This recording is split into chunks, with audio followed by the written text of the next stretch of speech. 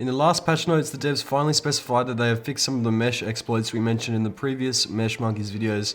And this is great to see. They've actually patched many of the known mesh holes and exploits like the crab, where you could pick up the player and then cryo the crab, and then the player would be in the mesh. They've used the solution we gave them.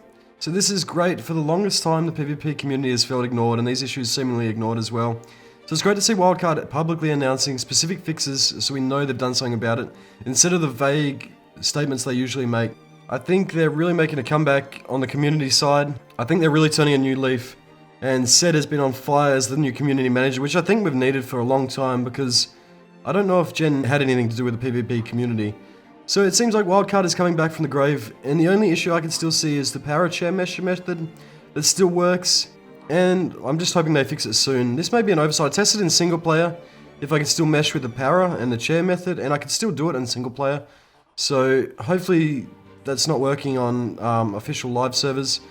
I did see in the patch notes something about changing limits on the buildable saddles, but I don't think it's fully fixed yet, but I could be wrong. Let me know in the comments below, guys. So it was never about getting specific things removed, you know?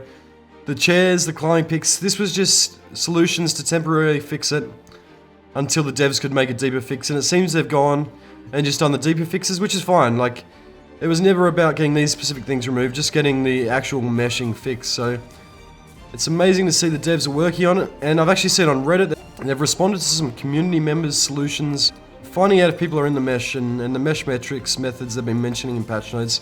I think they can detect people in the mesh a lot more now, and I've heard a lot of people actually getting banned now. So it really feels like they're lifting their game. And I just want to make this video to say we appreciate it as a community. We really appreciate it.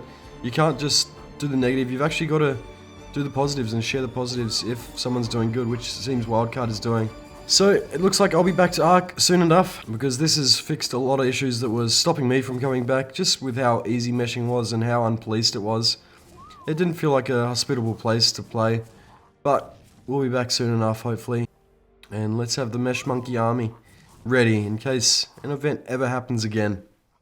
Because it is one of those things where if you sit idly by and take it, then people can do whatever they want. But if you actually speak up and say, no, this isn't acceptable, people have to make a change. And that's what we've done here as a community. And you guys have been amazing. We are the Mesh Monkeys.